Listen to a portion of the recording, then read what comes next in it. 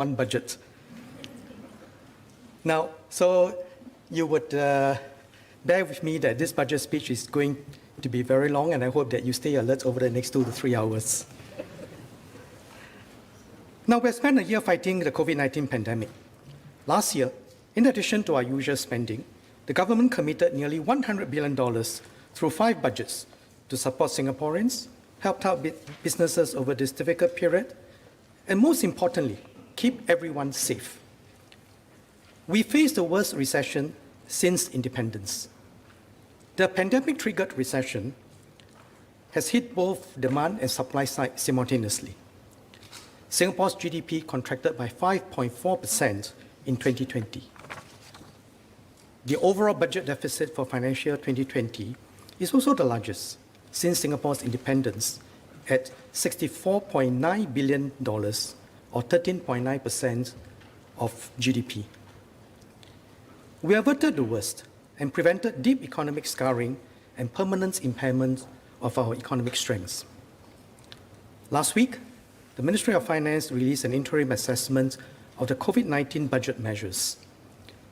Our early findings show that the combination of fiscal, monetary, and transitional measures, mounted as a whole of government's response, has helped avoid a worse recession, avert job losses, and mitigate inequality.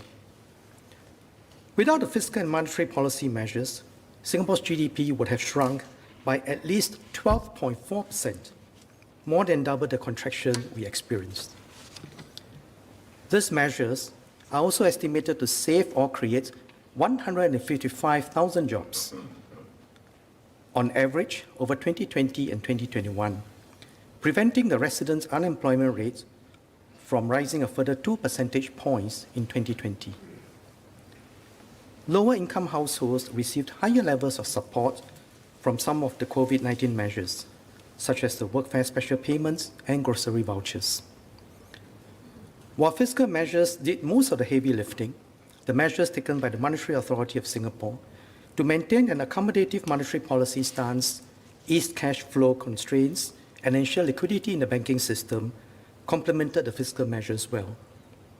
The Ministry of Law's COVID-19 Temporary Measures Act 2020 also offered temporary relief to individuals and businesses for rental and various other contractual obligations. On the public health front, community cases have remained low, and we've been on a path of gradual reopening since June last year.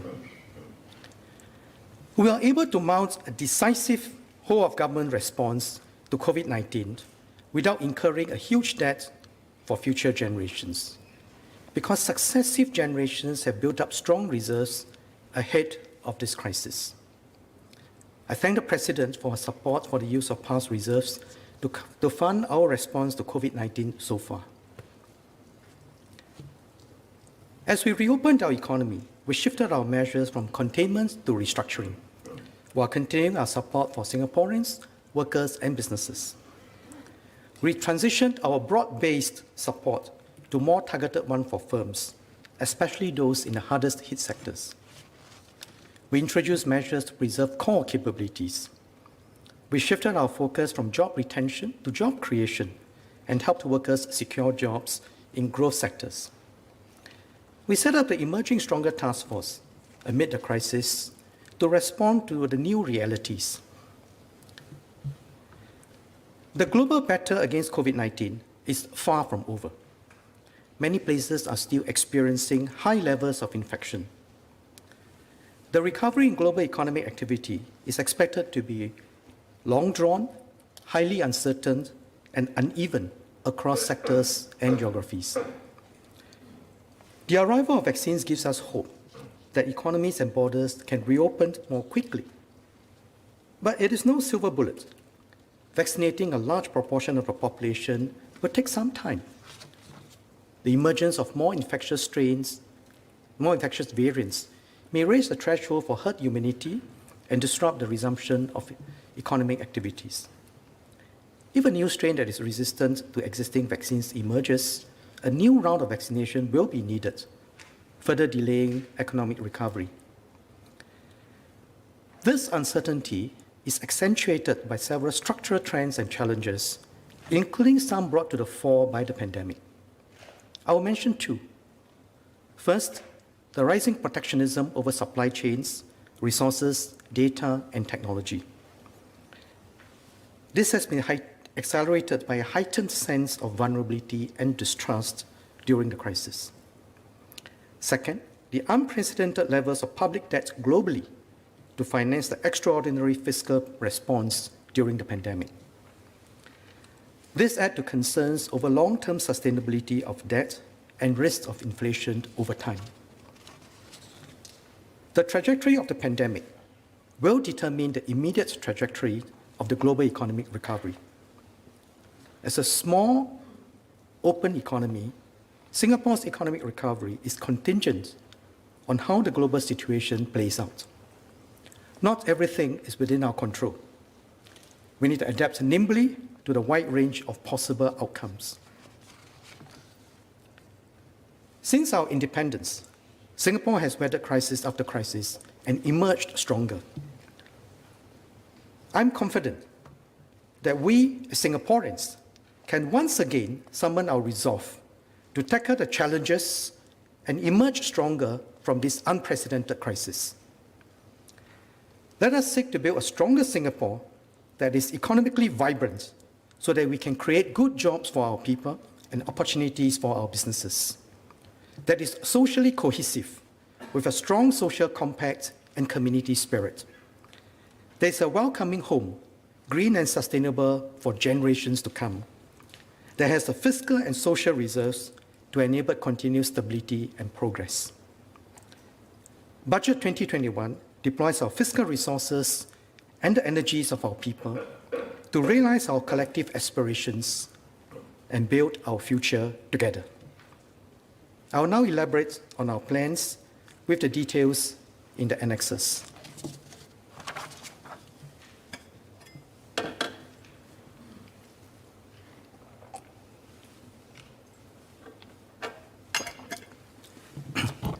Let me first focus on our immediate tasks.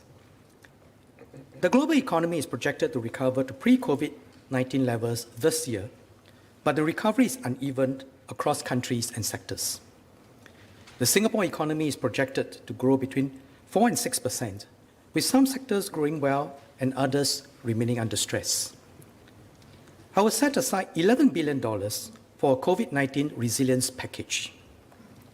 This package will have three prongs. First, to address our immediate needs to safeguard public health and reopen safely. Second, to support workers and businesses where needed. Third, to target support for sectors that are still under stress. The first prong is to safeguard the health of Singaporeans. Vaccinating our people is key. We started our vaccination program last year. As of 14 February this year, close to 250,000 people have received the first dose of the COVID-19 vaccine, of which about 55,000 have also received their second dose. I strongly encourage Singaporeans and residents who are medically eligible to take the vaccine when your turn comes. At the same time, we must continue to contain the spread of the virus by keeping up our precautionary measures and our multi-layered defense systems of contact tracing, testing, and safe distancing. Altogether, I'll be dedicating $4.8 billion of the COVID-19 resilience package towards public health and safe reopening measures. The second prong of our package is to continue support for workers and businesses where needed. COVID-19 continues to affect many of our workers and businesses. When COVID-19 first hit, I introduced the Jobs Support Scheme, or JSS, with a clear goal to protect jobs and help firms retain local workers. As the situation deteriorated in the ensuing months, I enhanced the wage support level and its duration and brought forward the disbursement timeline. As the situation improved, I tapered support for sectors that were recovering well and extended support to harder hit sectors. So far, we have committed over $25 billion to the JSS and supported over 155,000 employers for up to 17 months.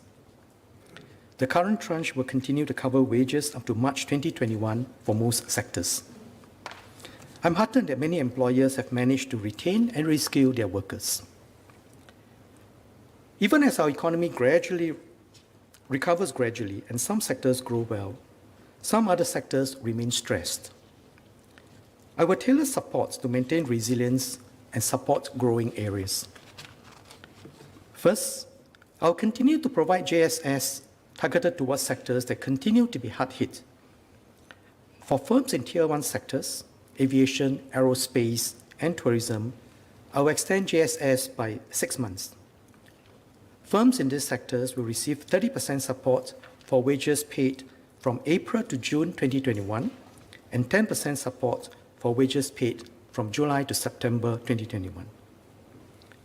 For firms in Tier 2 sectors, such as retail, arts and culture, food services, and built environment, I'll extend GSS for 10% for 3 months, covering wages paid up to June 2021. This excludes segments like supermarkets, which are classified as Tier 3B. For firms in Tier 3A sectors, GSS will continue covering wages up to March 2021, as previously announced. These sectors are generally recovering. Nightlife establishments such as pubs and karaoke outlets are not yet permitted to reopen. They can apply for grants from the Ministry of Trade and Industry and Enterprise Singapore to pivot to other permissible activities or wind down. Overall, the GSS extension will cost $700 million. Second, to facilitate workers moving to jobs in growth areas, I'll be extending specific schemes within the SG United Jobs and Skills Package, including the Jobs Growth Incentive and specific traineeship, attachment, and training opportunities. I'll elaborate on this later. Last year, I extended the Temporary Bridging Loan Program and the Enhanced Enterprise Financing Scheme Trade Loan to 30th September 2021 to ensure businesses have continued credit access. I also enhanced the Enterprise Financing Scheme to better support loans for local construction projects. These programs have helped many companies in the past year, with more than 20,000 taking up over $17 billion of working capital and trade loans. I hope businesses will make full use of these schemes. The COVID-19 Resilience Package also funds the COVID-19 Recovery Grant, which supports workers who lost their jobs or experienced significant income loss. The grant has been open for applications since 18 January 2021, and more than 5,000 applications have been approved as of 15 February 2021. The third prong of the COVID-19 Resilience Package is to provide more targeted support for the worst hit sectors, which continue to be adversely affected in 2021. They will need help to maintain capabilities and eventually recover. First, for our aviation sector, the recovery in global air traffic will take some time. International borders remain largely closed today. As of end January this year, total passenger movements in Changi were only about 2% of pre-COVID-19 levels. To preserve core capabilities and Singapore's strong position built up over the years, I will provide targeted support and extend cost relief for the aviation sector.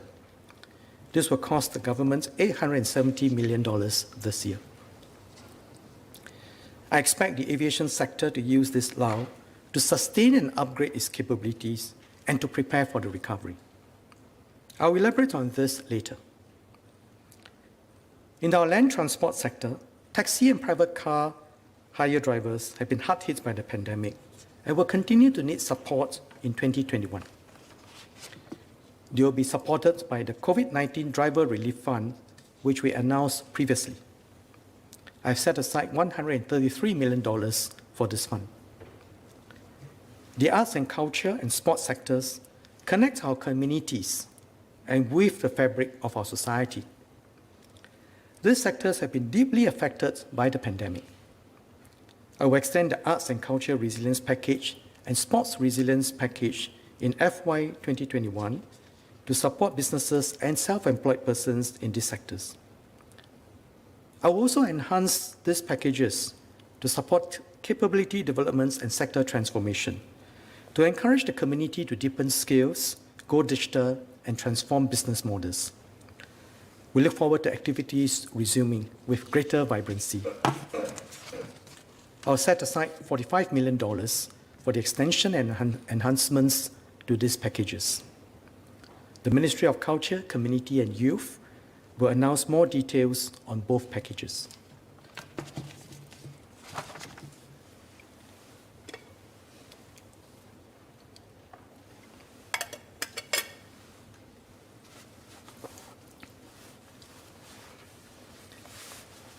I've covered the COVID-19 resilience package, which addresses our immediate needs to safeguard public health, provide support for workers and businesses, and give more help to worst-hit sectors. The past year's budgets and the COVID-19 resilience package are about preservation and adaptation to safeguard lives, jobs, supply chains, and core economic capabilities. From 2021, our focus will be on emerging stronger together. Why is this important? The COVID-19 pandemic has triggered global shifts on the economic, social, and political fronts on a scale arguably greater than the 1929 Great Depression. It has set off new domains for competition and cooperation. It has also accelerated technological advance. To secure our future, we must build new capabilities in our people and businesses and find new ways to work together effectively. Within and across industries and beyond our shores.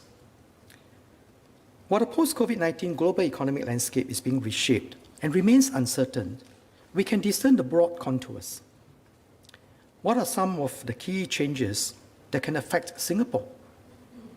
First, the speed of technological advances and reconfiguration of global supply chains will reshape competitive advantages.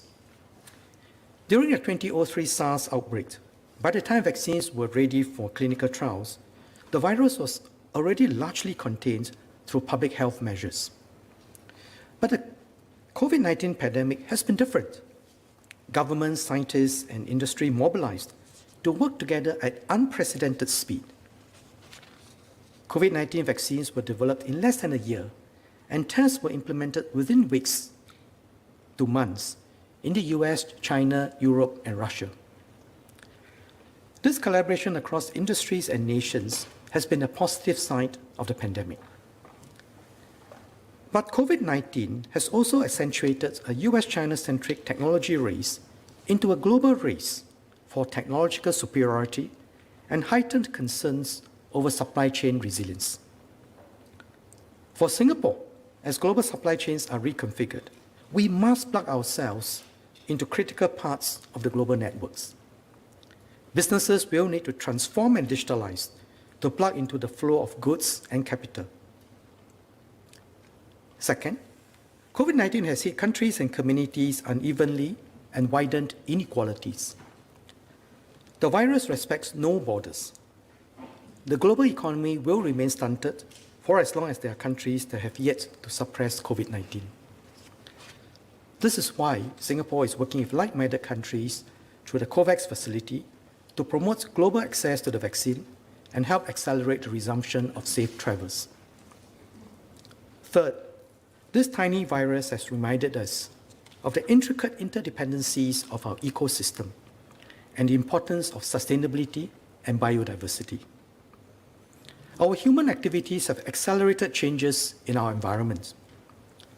We must work together to safeguard this fragile ecosystem for our future generations and take climate change seriously. In short, these three changes, the changing competitive landscape, rising inequalities, and the importance of sustainability, are all mega shifts that will continue to reshape the world.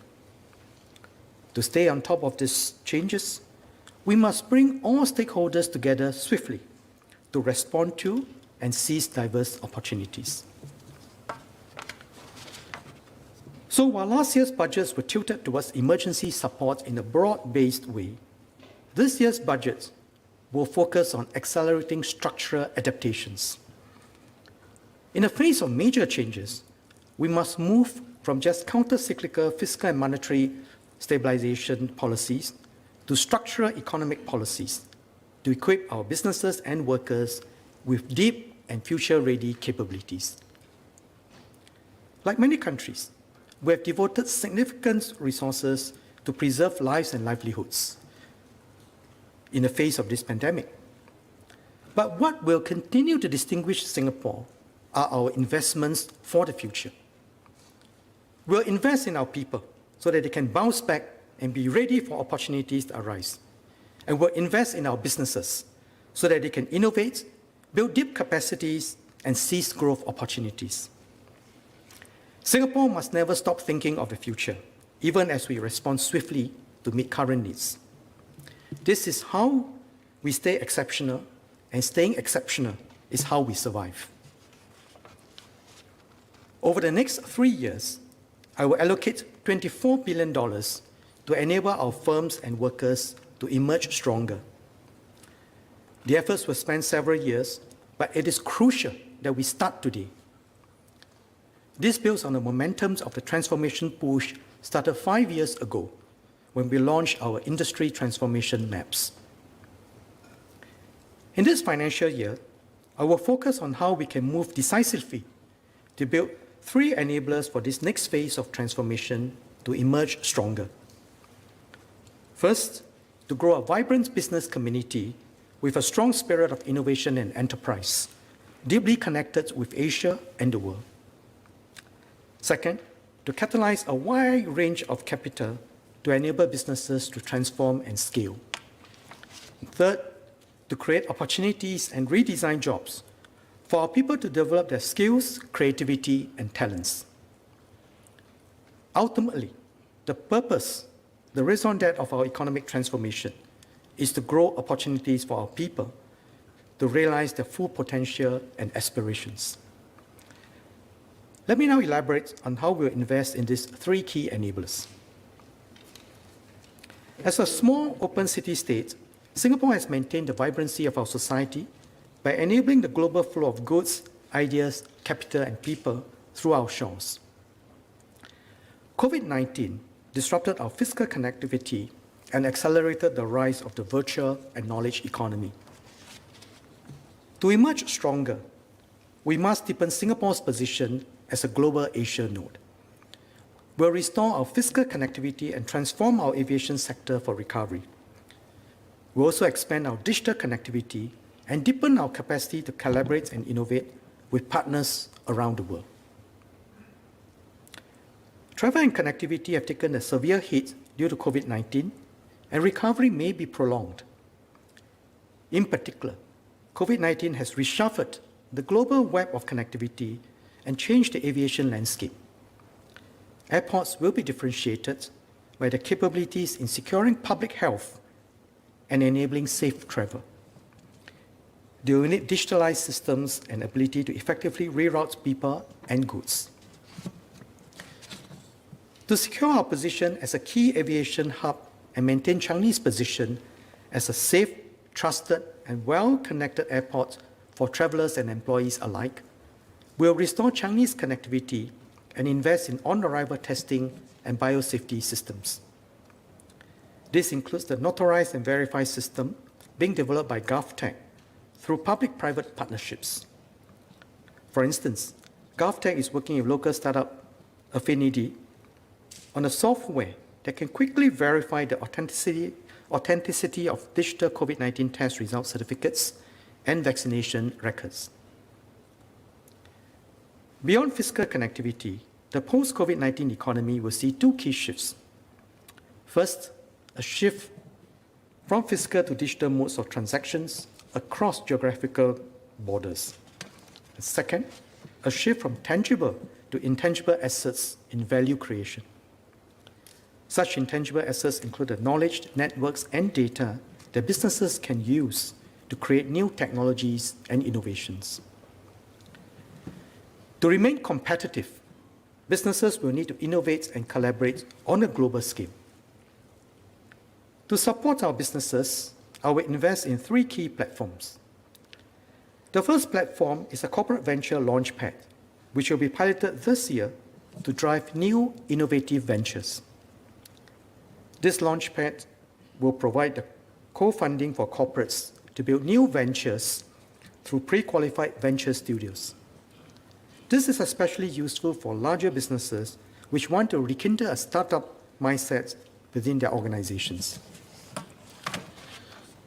One such venture studio which I visited recently is Bcg Digital Ventures. They collaborated with Olam, a Singapore food and agricultural multinational, to build Jiva, a farmer services platform.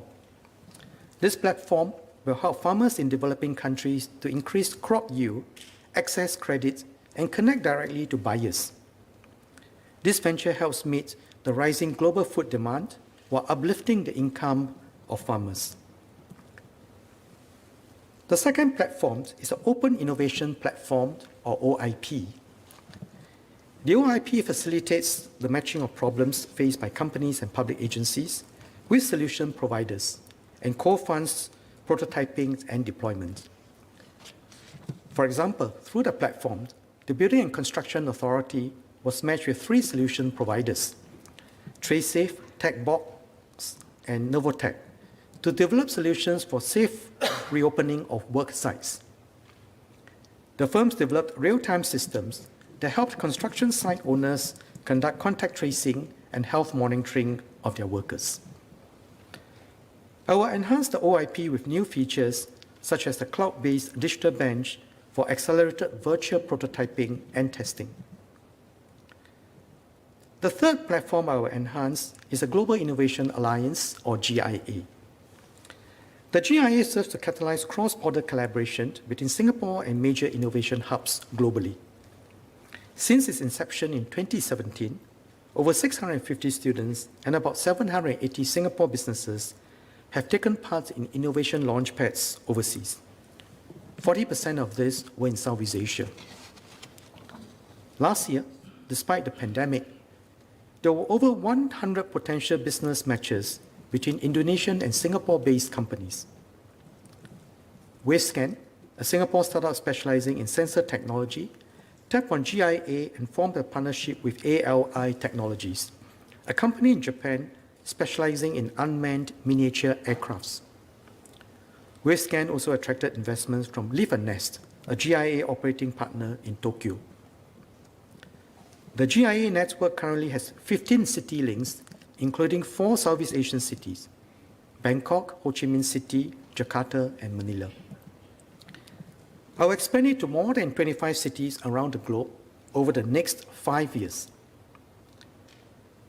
The GIA will also be enhanced through the inclusion of the Co-Innovation Program.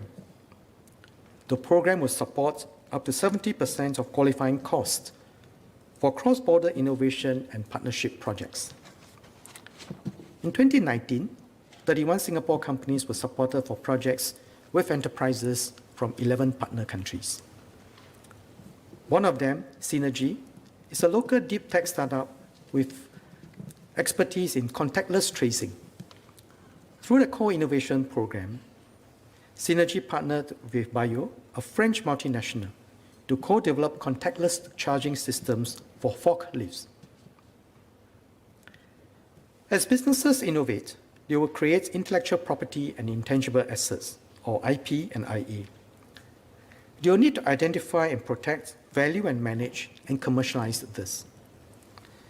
To support businesses in commercializing the fruits of their innovation, we are developing the Singapore Intellectual Property Strategy 2030. This will include equipping businesses with tools to value their IP and IA, and training skilled professionals in these fields. The Intellectual Property Office of Singapore will announce the details on World IP Day in April. Strong connectivity enables our businesses to plug into global and regional supply chains and industry clusters and deepen our innovation partnerships. We are stepping this up with Asean Nations. The Asean Nations had a GDP of US $3.2 trillion collectively in 2019, making it the world's fifth largest economy. The ASEAN region also became China's largest trading partner in 2020. There is significant growth potential in this region with favorable demographics for the next 2 decades.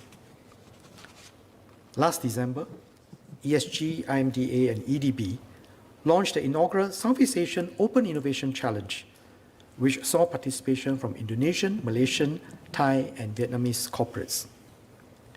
To add on to these efforts, the Singapore Business Federation will be officially opening 2 new overseas offices soon, one in Jakarta and one in Ho Chi Minh City.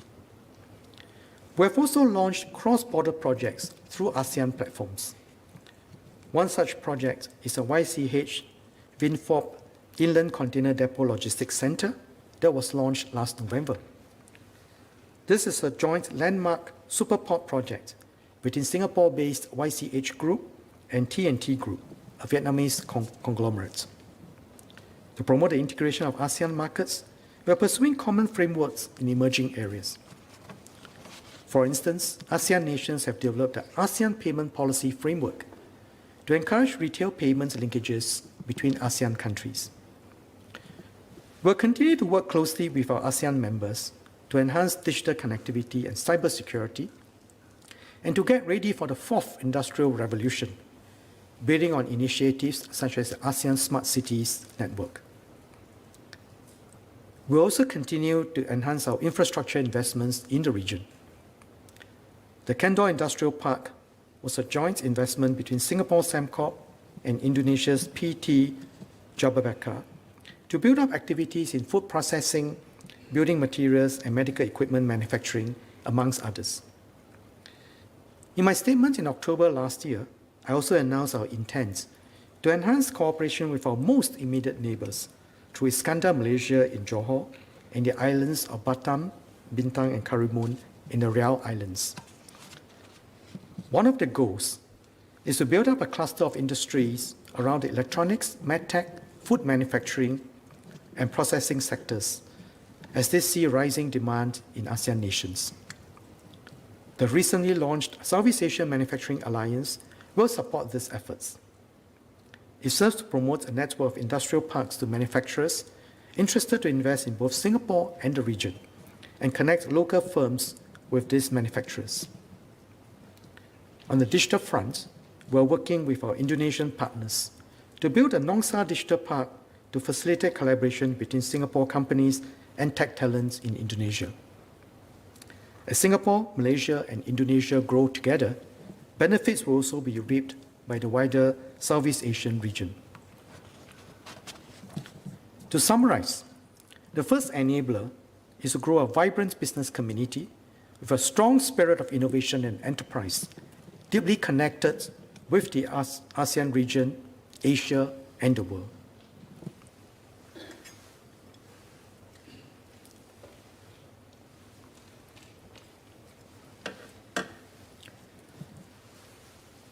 The second enabler is to catalyze a wide range of capital to co-fund and enable businesses, from startups to small, medium, and large enterprises, to innovate, transform, and scale. Businesses have had to preserve cash flows during these uncertain times.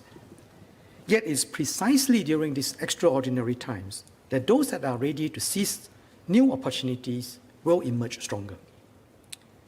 To catalyze the flow of capital and bridge market gaps, the governments will step up risk-sharing arrangements with providers of capital and provide grants to support businesses at various stages of growth. First, for high-growth enterprises, including startups, I will ensure that they continue to have access to financial capital by extending and enhancing the Enterprise Financing Scheme Venture Debt Program. From 2016 to 2019, we have seen an annualized growth rate of 44% in the amount of early-stage funds raised for promising enterprises. Our ecosystem of budding entrepreneurs and venture funds is growing. As part of the Venture Debt Program, the government shares up to 70% of the risk on eligible loans with participating financial institutions. I will continue to support this program and increase the cap on loan quantum supported from $5 million to $8 million. With this, we expect about $45 million of venture debt to be catalyzed over the next year. Second, more mature enterprises, from micro and small to medium and large enterprises, should also invest in new and emerging technologies to sharpen their competitiveness. To encourage them to do so, the governments will co-fund their adoption of digital solutions and new technologies. The new Emerging Technology Program will co-fund the cost of trials and adoption of frontier technologies like 5G, artificial intelligence, and trust technologies. This will support commercialization of innovations and diffusion of technology platforms. To help firms to identify and adopt digital solutions, the Chief Technology Officer, or CTO as a Service initiative, will provide access to professional IT consultancies. The new Digital Leaders Program will also support promising firms in hiring a core digital team and in developing and implementing digital transformation roadmap. Beyond these initiatives, I will also extend the enhanced support levels of up to 80% for existing enterprise schemes such as the Startup SG program, Productivity Solutions Grants, Market Readiness Assistance, and Enterprise Development Grant to end March 2022. Including these enhancements, I'm setting aside $1 billion for these schemes. In the coming years, a critical part of business transformation will be in job redesign. With technological advances, many tasks that are fiscally demanding or repetitive can be better done by machines. With an aging workforce, we must leverage technology to develop senior-friendly workplaces. An example is a household name, Tim Ho Wan, working with NTUC's E2I. It modernized what was previously tedious manual ordering, tabulation, and reporting, saving 20 to 30% in man-hours. To ensure productivity gains are shared with employees, E2I also negotiated with the company to increase the salary of impacted older staff. To support businesses in redesigning jobs, I will enhance the Productivity Solutions Grant Job Redesign by raising the government's co-funding ratio from 70% to 80% till end March 2022. To support the growth of local companies, the government has partnered equity firms to provide growth capital for companies to transform and scale. Thus far, we have largely focused our efforts on small and medium enterprises, or SMEs, with annual revenues of up to $100 million. Companies of this scale traditionally lack attention from private equity players, while larger enterprises tend to have the means to raise capital. However, changes to the global economic landscape and financial markets have made it harder for large local enterprises, or LLEs, to attract private equity. This may mean missed opportunities for companies with strong fundamentals to plug into new areas as supply chains are reconfigured. Our LLEs have good fundamentals. Over the years, many have expanded overseas, projecting the Singapore brand as a trusted and reliable partner. To ensure growth capital is available for LLEs that are ready to transform or expand overseas on a larger scale, I will complement existing grants and loans and support them through equity investments, tapping on market players to ensure commercial discipline. I will set aside $500 million to be co-invested with Temasek in a local enterprises funding platform to be managed commercially. Temasek will match the government's funds on a one-for-one basis, so the platform will have $1 billion available for its investments.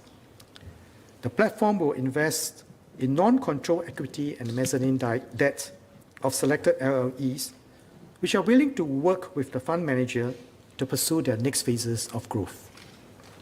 Temasek will bring its strong commercial discipline to this partnership.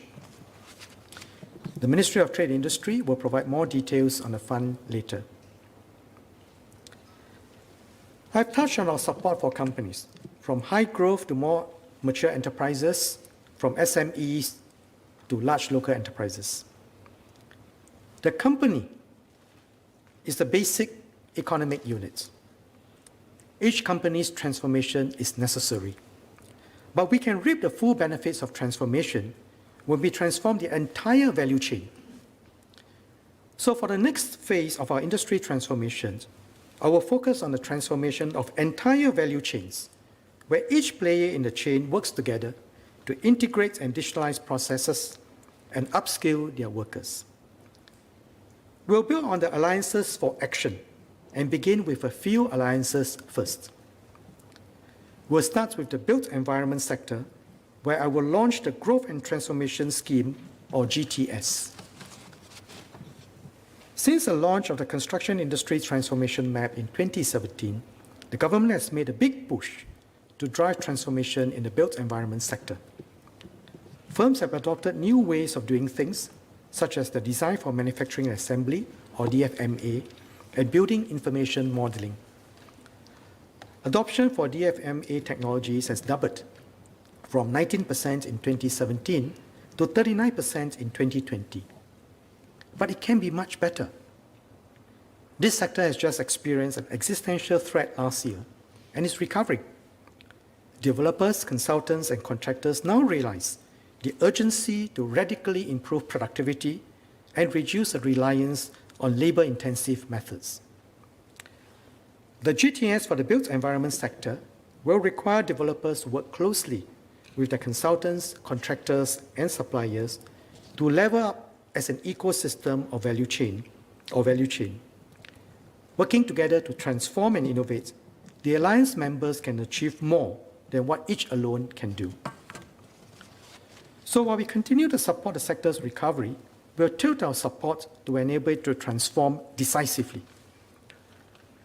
Our resolve in achieving transformation of the industry, and in fact of all industry, is clear and unwavering. The Minister for National Development will elaborate on this at the COS. I've touched on the first two enablers in our next phase of transformation: to grow a vibrant and connected business sector with a strong spirit of enterprise, and to catalyze a suite of capital tools. Let me now focus on the third enabler: to develop the skills, talents, and creativity of our people. Enabling our people to have access to good jobs and good opportunities is the purpose for developing a strong economy. A vibrant economy creates the jobs and opportunities for our people to be at their best. The employment landscape is undergoing fundamental changes, and COVID-19 will accelerate these changes. A digital, innovation-driven economy means that businesses will need highly skilled workers and deep talent.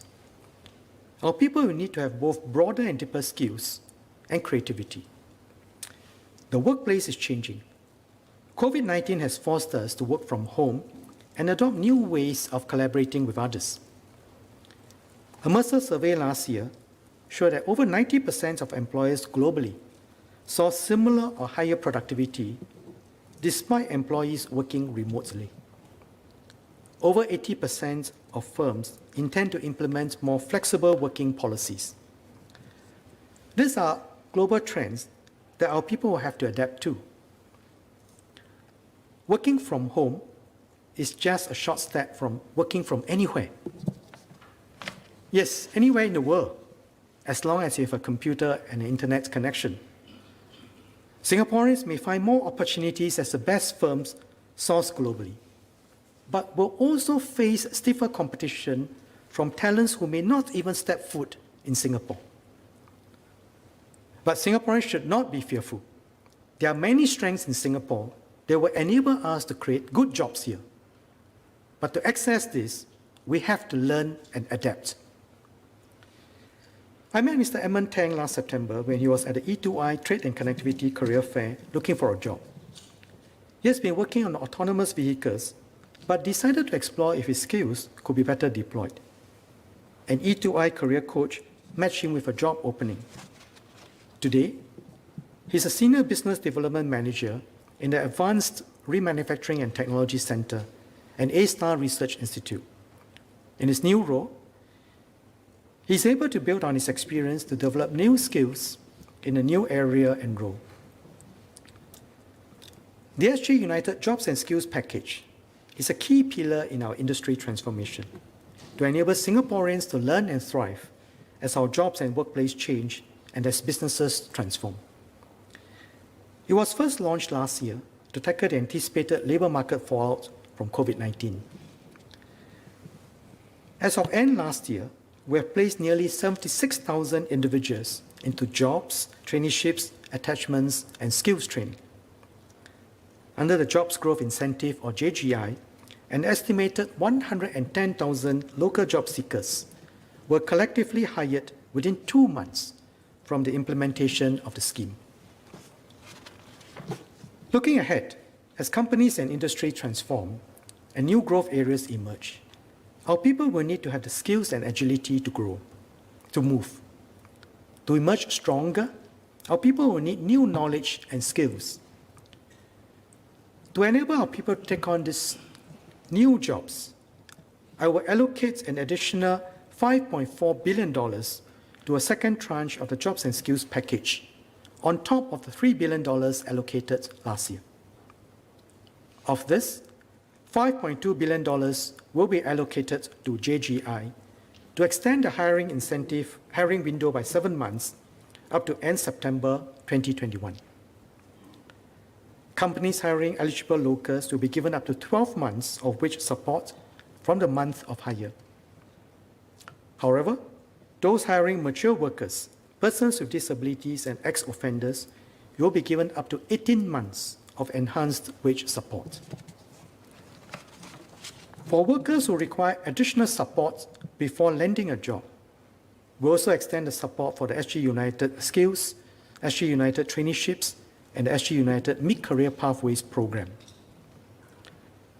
Through the next phase of the SG United Jobs and Skills Package, we have set aside the budget to support the hiring of 200,000 locals this year through the JGI and provide up to 35,000 traineeships and training opportunities to continue to support job seekers in upskilling and accessing employment opportunities. As we head into a more technologically intensive and innovation-driven economy, we must also groom leaders in innovation and enterprise, especially in deep technology areas. The NRF will be supporting about 500 fellowships under the new Innovation and Enterprise Fellowship Program, or IFP, over the next 5 years to meet needs in areas such as cybersecurity, artificial intelligence, and health tech. It will work with a range of partners, including accelerators, venture capital firms, and deep tech startups. The first partner, SG Innovates, recently launched PowerX Robotics, the first program under IFP to develop local talents for the fast-growing robotics and automation sector. Trainees undergo a 9-month program to learn and apply robotics-related skills on real-world projects and are thereafter placed with their respective host companies to drive innovation. The inaugural program has 10 trainees in 6 host companies. One of the trainees, Mr. Cheng Yi Chiao, previously worked in various MNCs and startups overseas. He returned to Singapore and was emplaced in the agri-tech startup Polybee. Working together with Polybee's team, Mr. Cheng has learned in a very short time how automation of pollination with micro-drones work. These efforts are in line with the enhancement of food security in Singapore with deep tech. The host companies have welcomed this initiative to build up tech talents in Singapore. Next, I will touch on the healthcare sector. Our healthcare workers have, over the years, been working hard to provide us with the highest quality of care. Since COVID-19 hit, their exemplary commitment has shone through. Once again, let me express our deepest appreciation to all healthcare workers for your dedication in fighting the pandemic. Beyond the pandemic, the healthcare sector is set to grow as our people age. This sector provides many good skilled jobs that are noble, meaningful, and make a difference to Singaporeans. We'll enhance the salary of our nurses and other healthcare workers, such as support care staff. This will apply to workers across public healthcare institutions and publicly funded community hospitals and long-term care service providers. The Minister for Health will announce the details at the COS. I will now turn to manpower issues. Some Singaporeans are concerned about our reliance on and competition from foreign manpower. At the same time, many businesses and trade associations have said that it's difficult to hire locals and asked for us not to tighten foreign worker quotas further to remain globally competitive. The way forward is neither to have few or no foreign workers, nor to have a big inflow. We have to accept what this little island can accommodate. To strike a balance, we must focus on enhancing the complementarity of local and foreign manpower and step up on industry transformation. In line with this, I will support the employment of Singaporeans while we deepen their capabilities and promote capability transfer, while moderating our reliance on foreign labor where we must. I will provide further help to support wage increments for companies to retain or draw in locals by extending the wage credit scheme for a year at a co-funding level of 15%. I urge employers to make use of this and other schemes, to redesign jobs and upskill their local staff. For sectors, especially those in new growth areas where we may be short of skills, we welcome expatriates with the right expertise to complement Singaporeans and help us build capabilities. This will allow us to add vibrancy to our local markets, better serve international and regional markets, and enhance Singapore's attractiveness to global investors. The Capability Transfer Program, or CTP, is one of many programs that support such local foreign skills transfer, or foreign local skills transfer. As of end 2020, more than 140 companies and over 970 locals have benefited or are expected to benefit from 40 projects. I will extend the CTP up to end September 2024. One Singaporean who has benefited from the CTP is Mr. Muhammad Zaini bin Salamat. He's a technical officer at SP Services who learned skills from foreign experts in network support for the rollout of electricity advanced meters. He's now performing higher value work such as fault isolation and data analysis and supervising junior colleagues. To complement our local workforce, we have the S-Pass for companies to hire workers with the technical expertise. I had indicated at the Unity budget in February 2020 that the manufacturing sub-pass sub-dependency ratio ceiling, or sub-DRC, will be cut when conditions allow. Manufacturing is a significant pillar of our economy. To achieve our vision of being a global advanced manufacturing hub, firms must make it a priority to develop a strong, highly skilled local core in their workforce. We cannot do without foreign workers, especially those with deep skills. But we should moderate further our reliance on them so as to focus on creating good jobs for locals.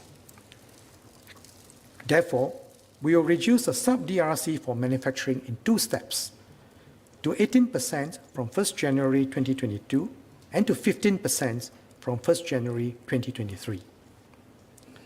This is in line with the tightening already underway in other sectors such as the services, construction, and marine shipyard and processed sectors. The move has been carefully calibrated so that firms have 1 year to adjust before changes are implemented. We'll continue to review our S-Pass framework including the qualifying salary and levies, to ensure we maintain complementarity between the local and foreign workforces.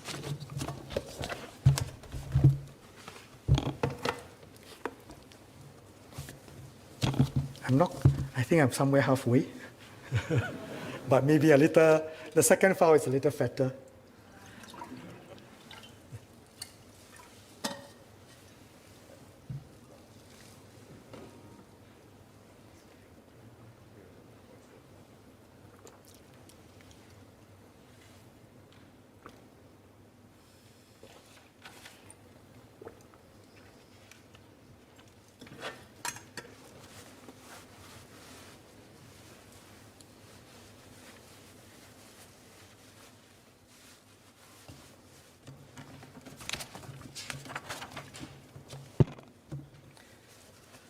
I've touched on how we plan to emerge stronger as a workforce and as an economy. Beyond economic opportunities, what is fundamental is our sense of purpose and our sense of togetherness. Since our independence, we've been seeking to build a fair, just, and caring society. We've been building strong bonds as a people and deepening our social compact. In this pandemic, we've seen how Singaporeans united in adversity and supported one another. Social cohesion does not happen naturally. Even before COVID-19, many societies were facing sharp divisions due to widening inequalities, increasing diversity of interests and voices, and growing distrust. The pandemic has deepened the cracks in many societies. Singapore is not immune to these challenges. We must continue to strengthen our social fabric and reject forces of division and discord. Over the years, the government has been investing significantly in three key areas. We subsidize healthcare heavily to ensure that every Singaporean has access to affordable and quality healthcare. We invest in education to ensure that every Singaporean has access to opportunities to maximize their potential, regardless of their starting point in life. We promote home ownership with significant subsidies for public housing. Home ownership enables Singaporeans to share in the nation's growth while ensuring a roof over their heads, even in times of uncertainty like this. Strengthening our social compact will always be a work in progress. As we recover from this crisis of a generation, let us strive to emerge stronger as a society. In June last year, we launched the Emerging Stronger Conversations in the midst of the pandemic. I thank the 17,000 individuals who participated and shared their views. I'm glad that many expressed their wish for a fair, equal, and caring society, with more support for vulnerable groups, such as lower-wage workers and persons with disabilities. Last June, I also announced that we will form Singapore Together Alliances for Action, or AFAs. This will become a key approach in forging partnerships and cross-sector collaborations to pursue new growth areas and to tackle complex issues, including those that have come out through Emerging Stronger Conversations. Within 8 months, 15 AFAs have been formed or announced, alongside other existing partnerships and collaborations. Going forward, the National Council of Social Service and SG Enable will also form an AFA on support for caregivers of persons with disabilities. This AFA will build on the good work of our community partners and individuals and harness our resources and creativity to co-create solutions to improve support for caregivers. The Minister for Social and Family Development will announce details at the COS. We expect more AFAs to be announced in the months ahead. In the 5 budgets last year, we brought immediate relief and support for families and workers, looking out especially for those who were more badly affected. For families, we provided a care and support package and a solidarity payment, which benefited all Singaporeans, regardless of income or housing type, with more for the less well-off. For workers, we implemented the COVID-19 support grant, the Self-Employed Person Income Relief Scheme, and a temporary relief fund. For the vulnerable groups, we dispersed a workfare special payment to lower-income workers. Grocery vouchers and additional GST voucher USAVE provided further support for lower-income families. As the economic situation remains uncertain, I will introduce a household support package to provide additional support to families. First, for lower and middle-income households. All Singaporeans who are eligible for GST voucher cash will receive an additional one-off GST voucher cash special payment of $200. This is on top of the regular GST voucher cash payment. I also provide a GST voucher USAVE special payment to eligible HDB households, amounting to an additional 50% USAVE rebate over 1 year. Each household will receive additional utilities rebates of between $120 and $200 this year. Second, I will also extend the service and conservancy charges rebates for all eligible HDB households for another year.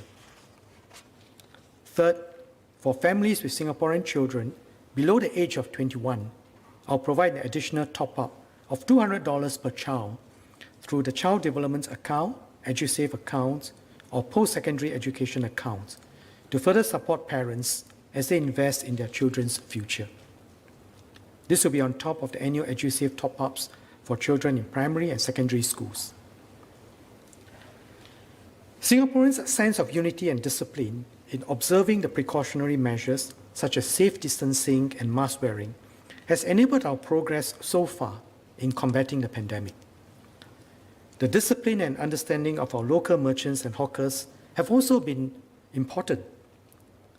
However, they have been quite affected by the safety measures, especially during the circuit breaker.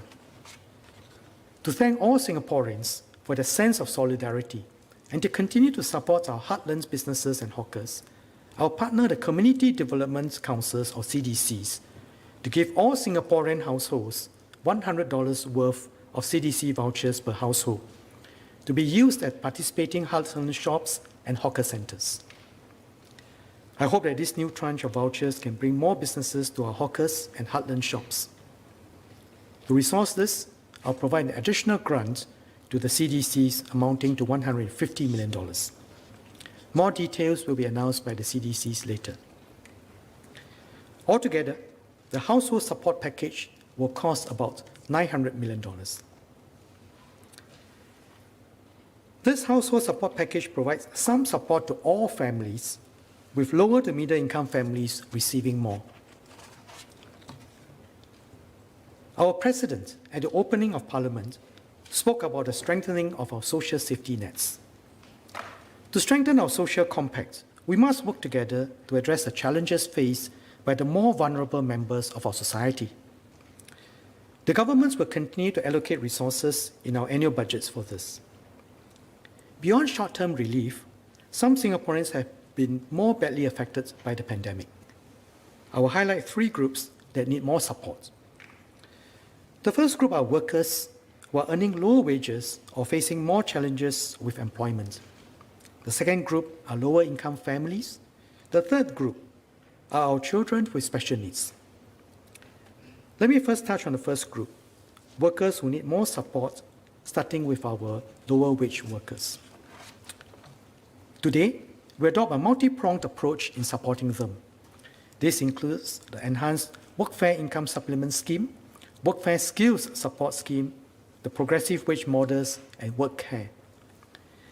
In October last year, the tripartite work group on lower wage workers was formed to explore ways to uplift the wages and prospects of our lower wage workers.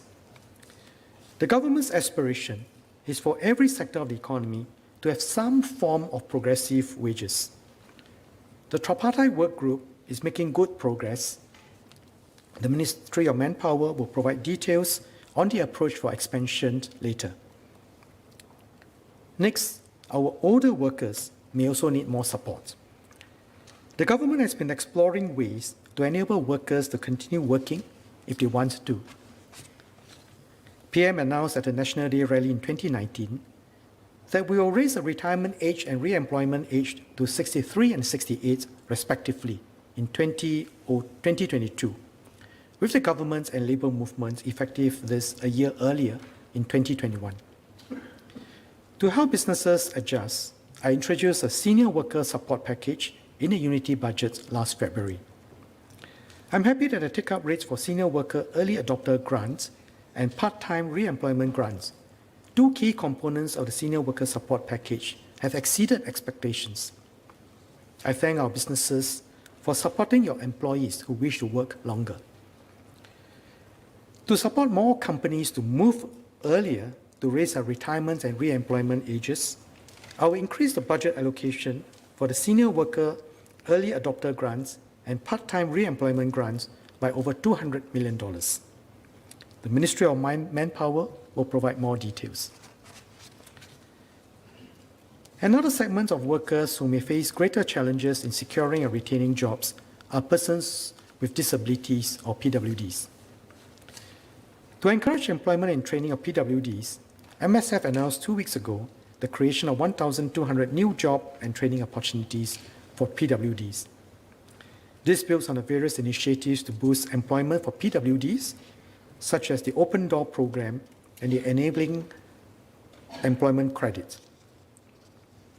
I've touched on the segments of workers who need more support. The second group of Singaporeans who have been badly affected by the pandemic are our lower-income families. MSF has been working to strengthen social service delivery and provide holistic support for our lower-income families. Community Link, or ComLink, is one such initiative. Introduced in 2019, ComLink has become one of MSF's key initiatives to help families with children who are staying in rental housing. ComLink seeks to provide holistic support to low-income families. By mobilizing community assets and galvanizing local volunteering efforts, ComLink provides families with the tools and support to do better. MSF also ensures that ComLink is coordinated with other initiatives such as Uplift and Kickstart to provide families with seamless holistic support. MSF has made good progress. Since implementation, MSF is supporting about 1,000 families. Madam Subi Kiao and her children are one of those who have benefited from ComLink. Through this initiative, Madam Su's family is able to benefit from a range of additional support, from grocery vouchers to back-to-school items, which help to offset living expenses, to enrichment programs for her children, such as the Kids Read program. To provide holistic support to more families, I will provide resources for MSF to expand ComLink significantly to a nationwide program to eventually cover 14,000 families with children over the next 2 years. The Minister for Social and Family Development will provide details at the COS. Besides vulnerable workers and low-income families, the third group we need to pay special attention to is our children with special needs. Over the years, we have enhanced our support for students with special needs within MOE schools and in government-funded special education schools. Children under 7 with developmental needs can benefit from a differentiated approach to help them learn better. Building on this, we'll look into piloting an inclusive support program. This pilot integrates the provision of early intervention and early childhood services for children who require up to medium levels of early intervention support. Many of these children are already attending preschools, and this program will allow them to be more meaningfully engaged alongside other children. We believe this will benefit all children and help them develop social skills and social inclusion. Ensuring equal opportunities for all and supporting the needy and vulnerable segments of our society are integral to strengthening our social compact. We'll continue to identify and target groups who may need further support, including emerging groups of workers in more vulnerable areas. For self-employed persons, we'll continue to study ways to enhance their job security and strengthen their retirement adequacy. The government is working with our unions and various agencies on these efforts, including outreach to more self-employed persons. The COVID-19 crisis has increased a sense of vulnerability among our workers. The government will continue to explore how we can better support our workers to meet the challenges arising from accelerated changes in the economic landscape. Next, let me talk about how we'll emerge stronger as a community. COVID-19 has affected our people in different ways, both tangible and intangible. While safe distancing measures, especially during our circuit breaker, have enabled us to keep the virus from spreading, they have also caused feelings of loneliness and isolation in some groups. Our community partners, charities, and social service agencies have stepped up their support well, and the government will continue to work closely with them. However, this sector is facing new challenges. Donations to certain platforms such as giving.sg and for specific causes like COVID-19 have risen. But donations to many charities in general and income streams for their recurrence programs have fallen. Some charities even had to dip into reserves to keep operations going. This affects the help that goes to those who need it. I encourage individuals and corporates to do more for our charity sector if you can. The government has been playing its parts. We have a multi-pronged approach to encourage charitable giving.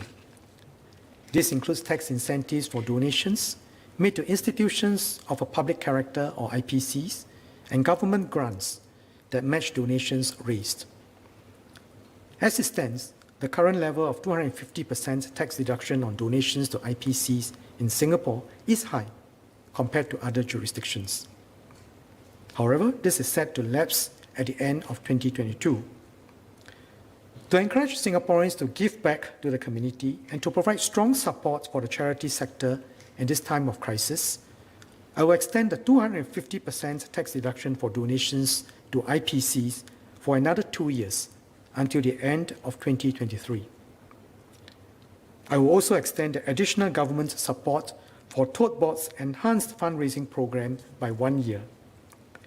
Charities can apply to receive dollar-for-dollar matching on eligible donations, which are raised from projects in FY 2021 up to a cap of $250,000 per applicant. This includes donations raised through approved digital platforms.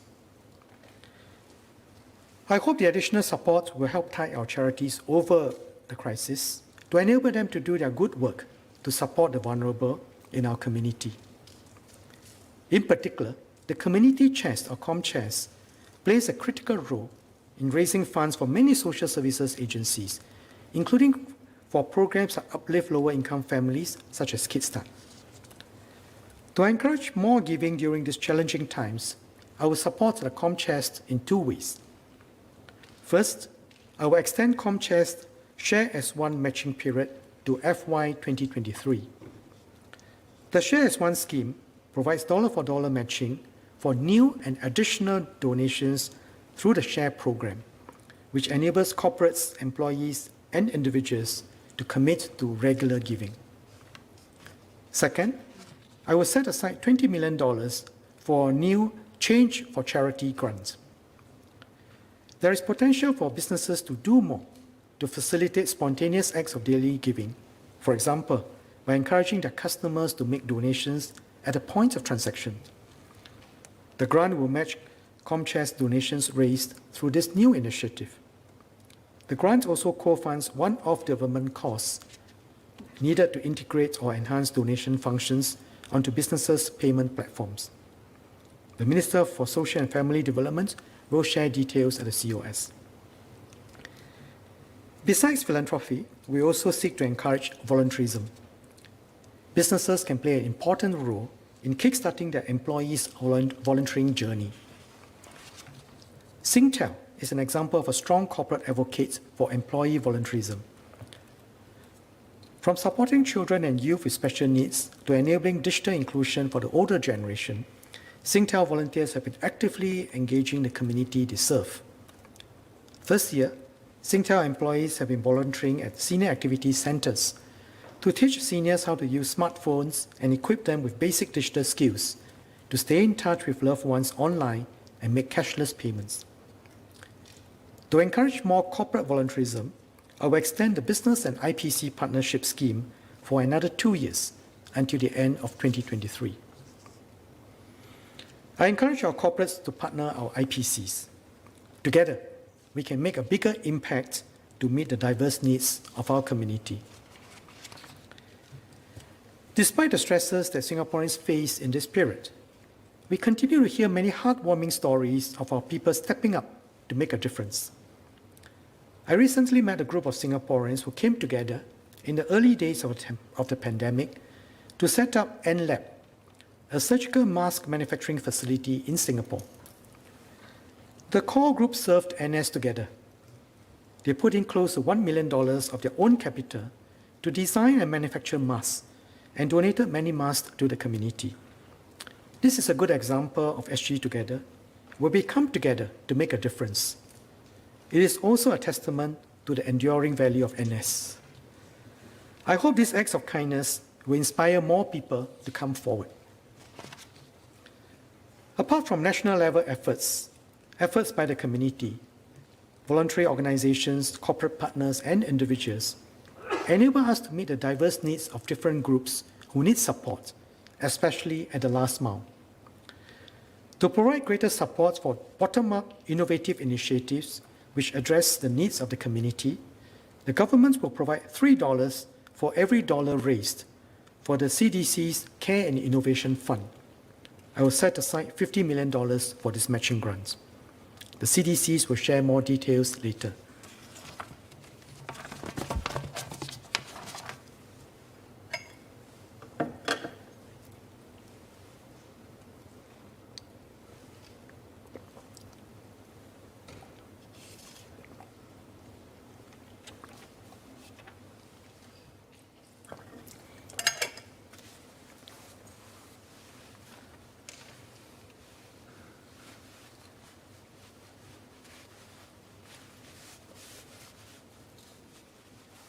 The tax measures are coming at the end, so I will see whether I can stretch it beyond 5.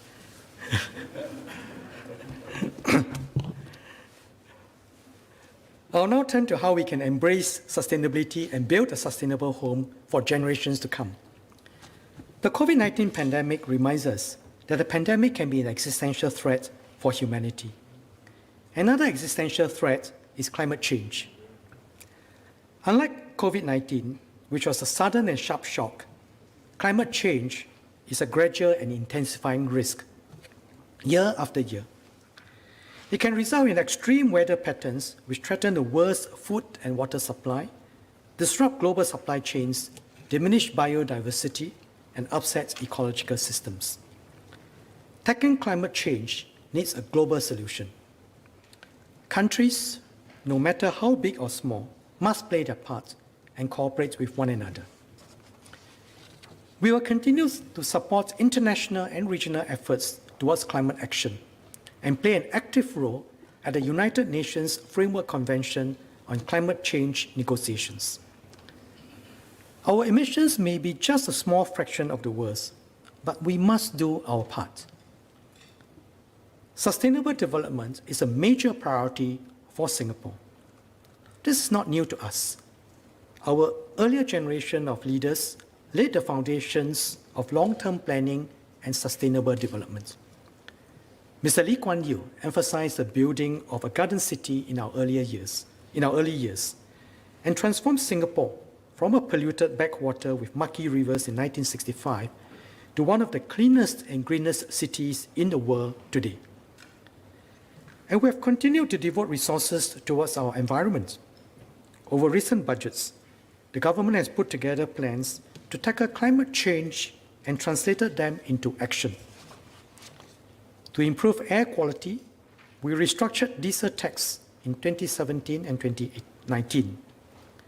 We introduced a carbon tax and passed the milestone Resource Sustainability Act in 2019 to encourage enterprises to reduce our greenhouse gas emissions and work towards becoming a zero-waste nation.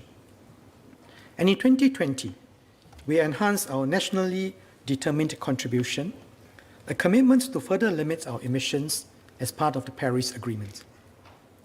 We also announced our long-term low-emissions development strategy, which sets out our plans for mitigating and adapting to climate change to 2050 and beyond. We will build on our strong foundations and run a national movement to build a sustainable Singapore for all generations.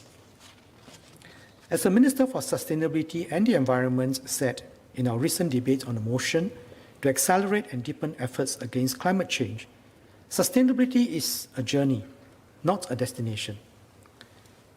Our work to achieve sustainable development is never done.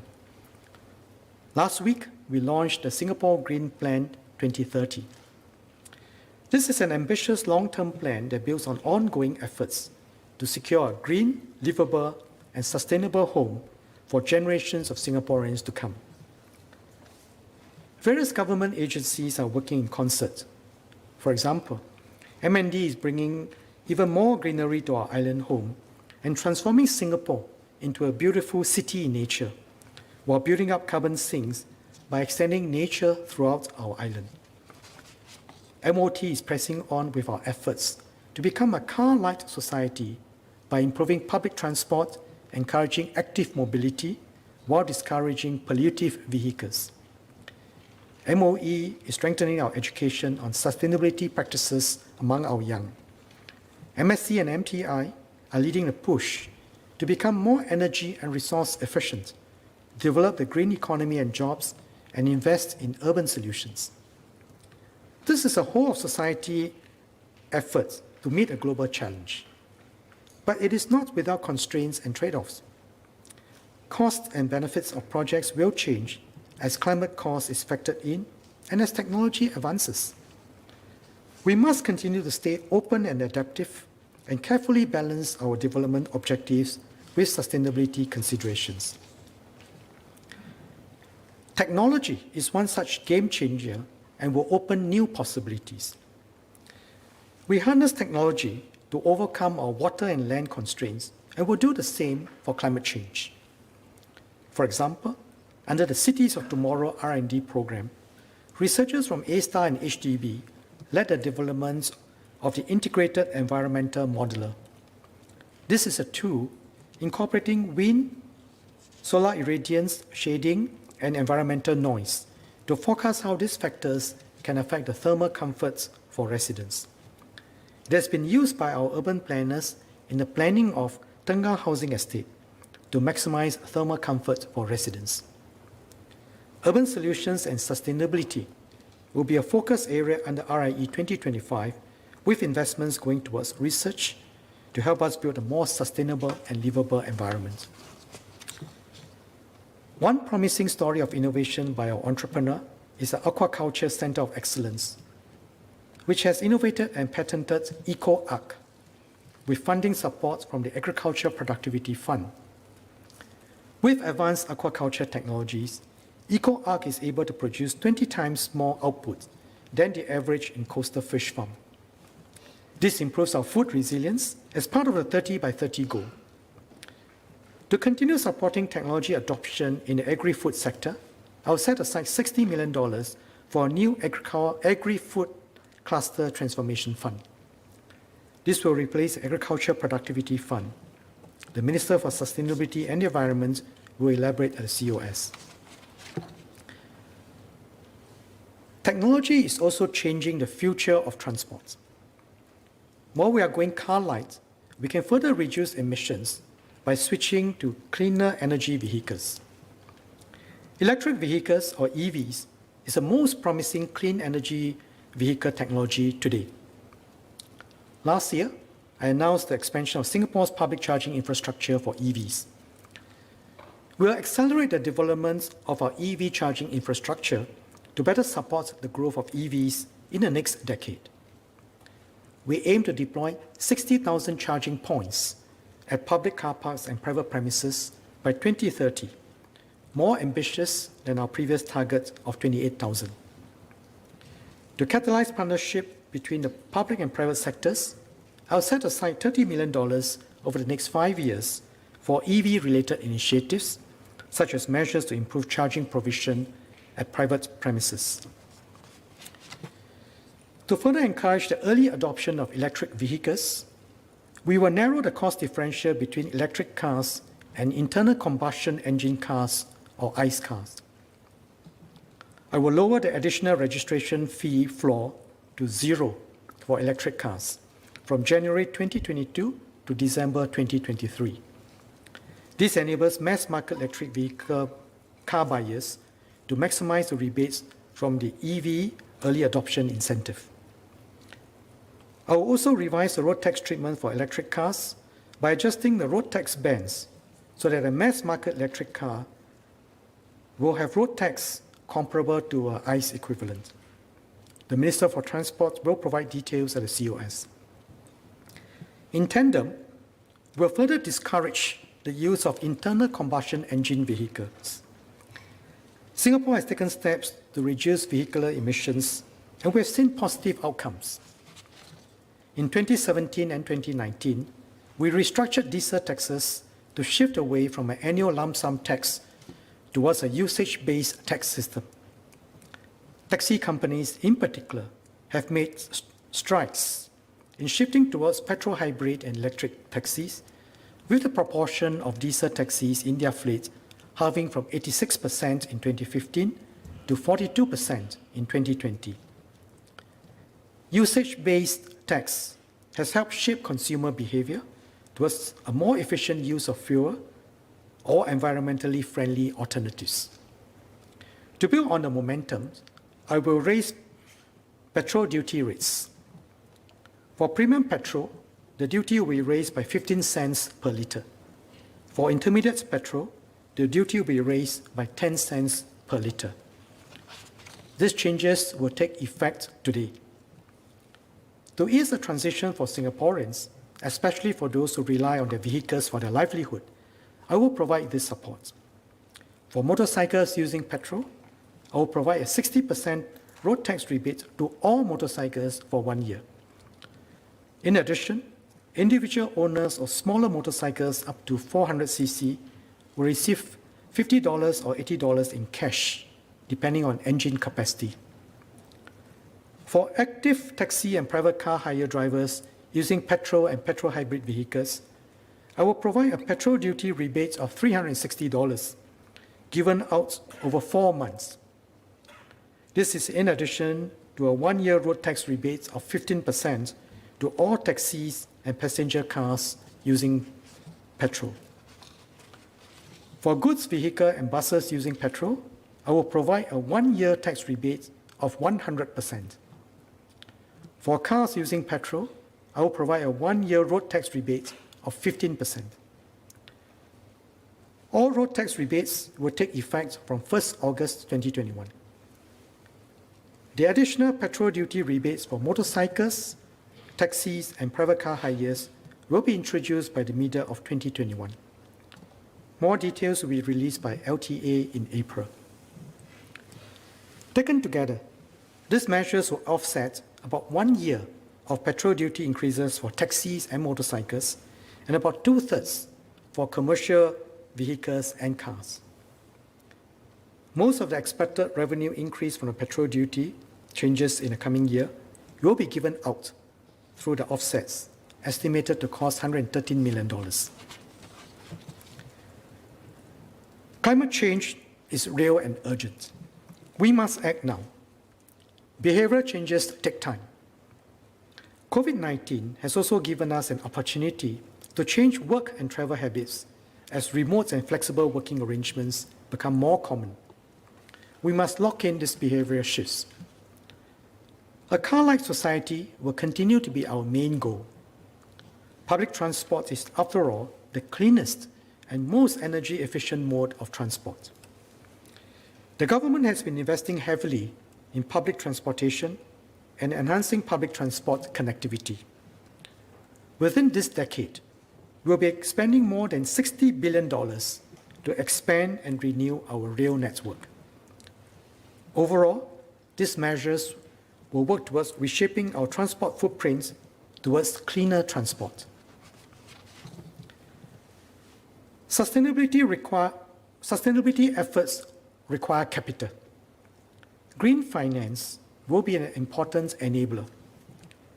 The government will take the lead by issuing green bonds on select public infrastructure projects. The issuance will serve as a reference for the Singapore dollar corporate green bond market, including the standards and framework applied and yields achieved. As an international financial center, Singapore can catalyze the flow of capital towards sustainable development, not just in Singapore, but in Asia. MAS has been driving Singapore's Green Finance Action Plan to develop green finance solutions and markets for a sustainable economy. The issuance of green bonds by the government will build on these efforts by deepening market liquidity for green bonds, attracting green issuers, capital and investors, and anchoring Singapore as a green finance hub. We have identified up to $19 billion of public sector green projects as a start. One such green project to be financed with green bonds is Tuas Nexus. Tuas Nexus integrates waste and water treatment facilities and maximizes energy and resource recovery in the solid waste and used water treatment processes. I've talked about our two key enablers of our Singapore Green Plan, technology and capital. A third key enabler is the actions of our people, what you and I do in our daily lives. The government will lead by example.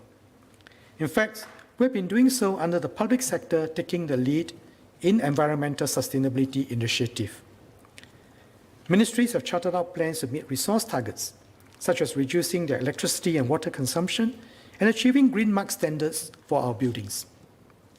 Some agencies, including the Ministry of National Development, Home Team Academy, and Temasek Polytechnic, are switching to low global warming potential refrigerant chillers ahead of the mandatory adoption in end 2022. This will reduce 24 kilotons of carbon dioxide emissions, equivalent to the annual emissions of about 7,400 cars. The public sector will do more. As part of the Singapore Green Plan 2030, the government will be committing to more ambitious goals under the GreenGov.sg initiative for the public sector. This gives renewed focus to the public sector's contribution towards national sustainability goals and reminds all public officers that sustainability must be at the core of our work. The Minister for Sustainability and the Environment will provide further details on the GreenGov initiatives at the COS. I also urge businesses and households to play their part in protecting our environment. In Budget 2018, we announced a carbon tax level of $5 per tonne of greenhouse gas emissions from 2019 to 2023 to be increased to between $10 and $15 per tonne by 2030. Since then, the effects of climate change have intensified, and global momentum to address climate change has accelerated significantly. Countries' climate ambitions have increased, with the number of countries with net zero targets increasing from 4 at the end of 2017 to 57 at end 2020, including Singapore. On Singapore's part, we enhanced our 2030 nationally determined contribution and submitted our 2050 long-term low emissions development strategy under the Paris Agreement in March 2020. We are working towards achieving our long-term net zero aspirations as soon as viable. This House has acknowledged that climate change is a global emergency and has called on the government to take stronger climate actions. So we are in a new situation today. As a responsible member of the international community, Singapore will be expected to do more, along with other countries, as climate change issues take on greater gravity. We will therefore review the trajectory and level of the carbon tax post-2023 in consultation with industry and expert groups. Up until 2023, the carbon tax level will be maintained at $5 per tonne of greenhouse gas emissions as previously announced. This will provide businesses with certainty in the current challenging economic climate. An appropriate carbon tax level is one of the key levers to spur the reduction of our carbon footprint, promote industry innovation and green growth, while maintaining Singapore's overall economic competitiveness. We'll announce the outcomes of the review at Budget 2022 to give time for businesses to adjust to any revisions in the carbon tax trajectory. As demand for green products and technologies increase globally, businesses can seize new opportunities for growth. An example is Dura Power, a battery technology and energy storage solutions company that I visited 2 weeks ago. Dura Power is working with NTU as one of their global research partners to develop high energy density lithium-ion battery cells that are lightweight and have higher power density for fast charging capabilities in EVs.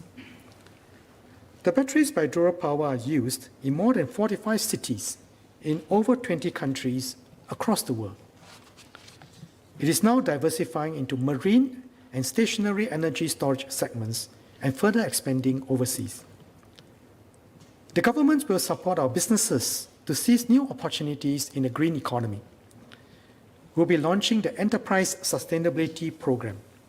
This will help enterprises, especially SMEs, use resources more efficiently and develop new green products and solutions.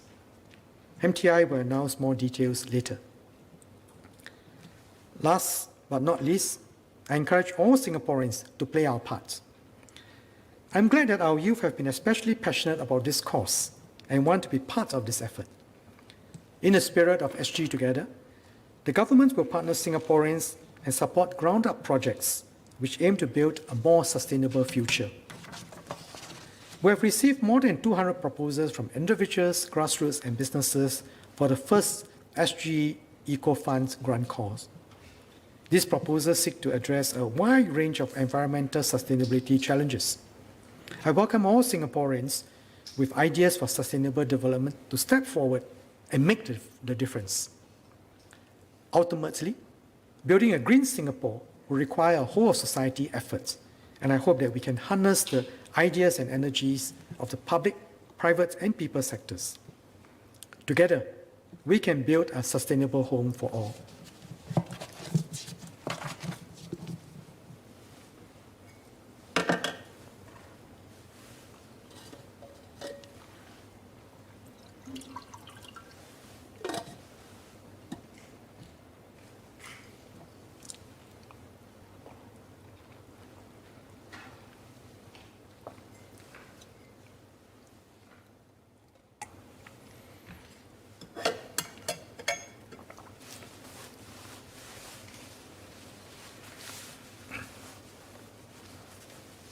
I've laid out the government's priorities in the coming years.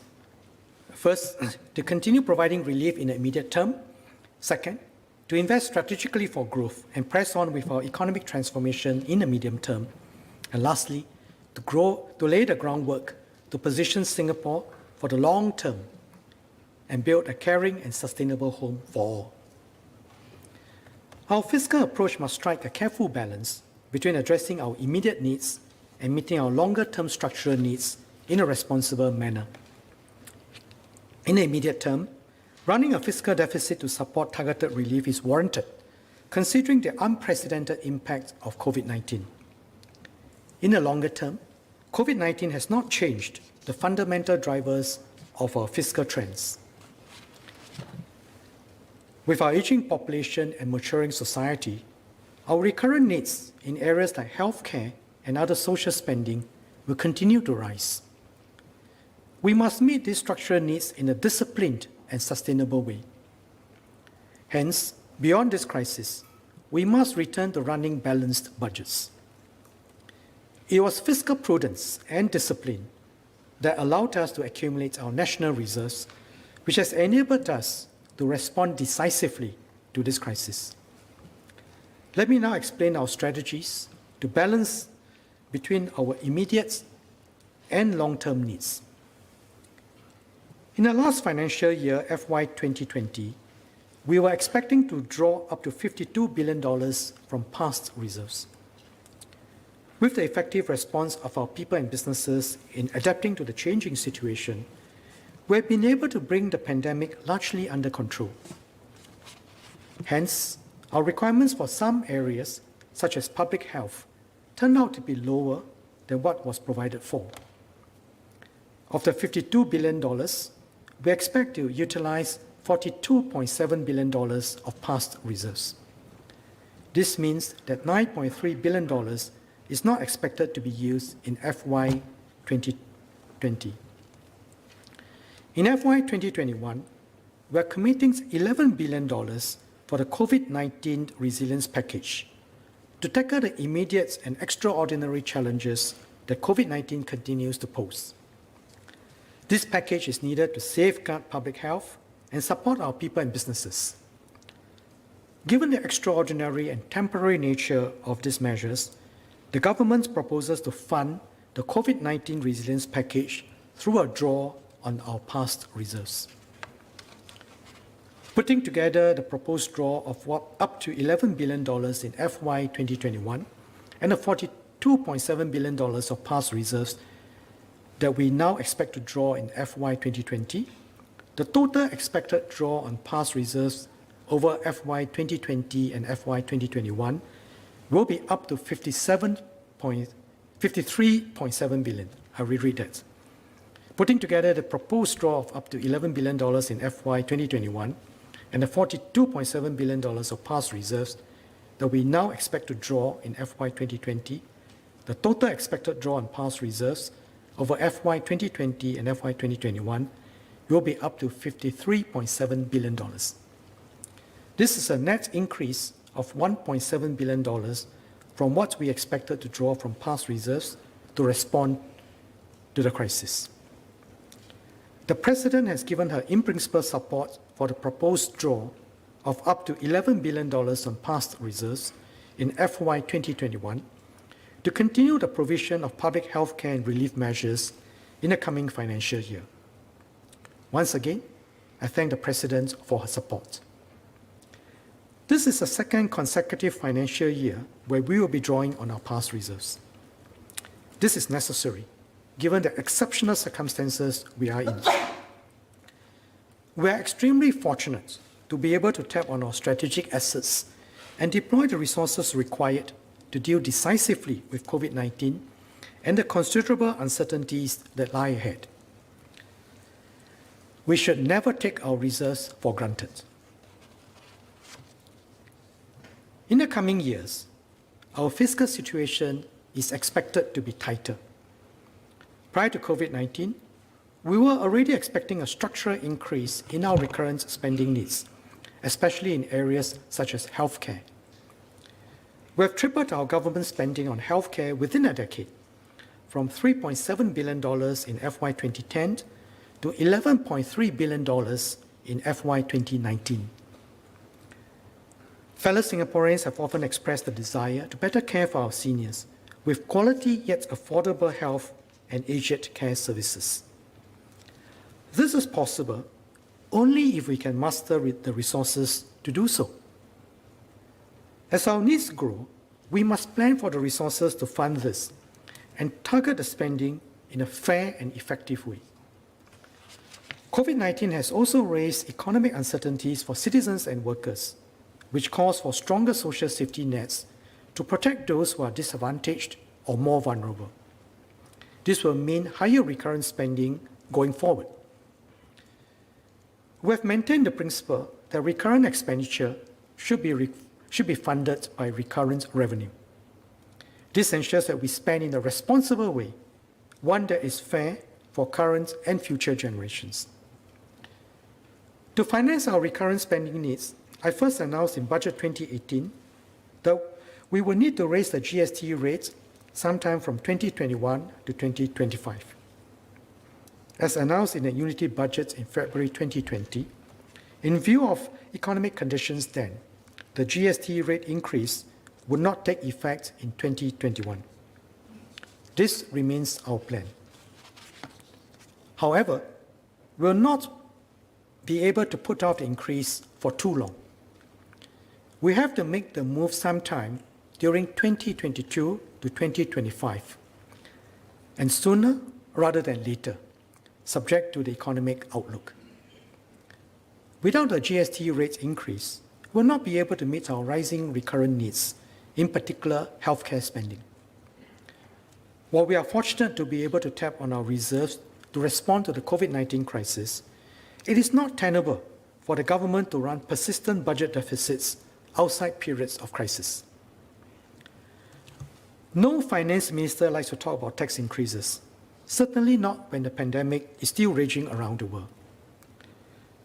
But we do this because we plan for the long term and do not shy away from explaining to fellow citizens why we need to make tough but necessary decisions to ensure that we have enough to provide for our nation's future. Let me reiterate my commitment to all, that the government will ensure that our overall taxes and transfer system remains fair and progressive. GST on publicly subsidized education and healthcare will continue to be fully absorbed. And to help cushion the impact when the GST rate is raised, we have set aside $6 billion for an assurance package. This will effectively delay the effect of the GST rate increase for the majority of Singaporean households by at least 5 years. For lower-income Singaporeans, the offset will be even higher, with those living in 1 to 3 room HDB flats receiving about 10 years' worth of additional GST expenses incurred. Over and above the transitional support, we already have the permanent GST voucher scheme to defray GST expenses for lower and middle-income households. This is a permanent feature of our system and will be enhanced when the GST rate increase takes place. Through this scheme, we are able to provide targeted support for those who need help most. Based on past collections, foreigners residing in Singapore, tourists, and the top 20% of resident households are estimated to account for over 60% of the net GST borne by households and individuals. This is after taking into account the GST voucher scheme and the GST refunded under the tourist refund scheme for goods bought locally for consumption abroad. If you consider our entire system of taxes and benefits, it is a progressive one.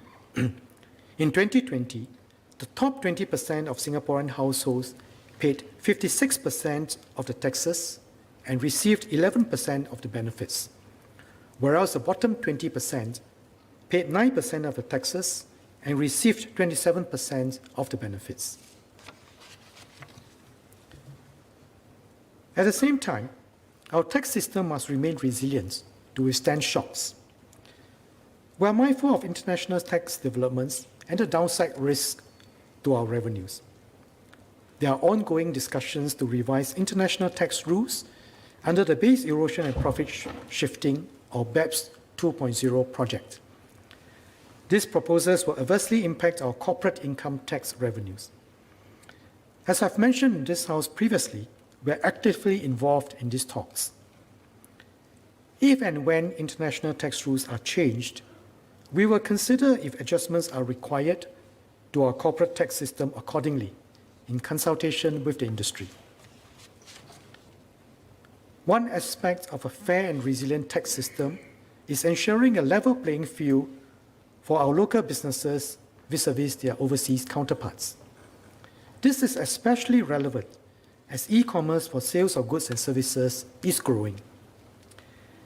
In Budget 2018, I announced the extension of GST to imported services from 1st January 2020. I also shared that we will be reviewing international developments on how GST can apply on imported goods. Today, lower value goods imported via air or post are not subject to GST to facilitate clearance at the border. In contrast, GST is paid on such goods purchased in Singapore. Several jurisdictions including Australia, New Zealand, and the European Union, have implemented or announced plans to implement the equivalent of GST on such goods. I will hence extend GST to imported low-value goods with effect from 1st January 2023. This change, together with the change announced in Budget 2018, will ensure a level playing field for our local businesses to compete effectively. Overseas suppliers of goods and services will be subject to the same GST treatment as local suppliers. IRIS will continue to work with the industry to ensure smooth implementation for the change. I will also make some tax adjustments to support businesses and to maintain the competitiveness and resilience of our tax system. The details of these tax changes are in the annex.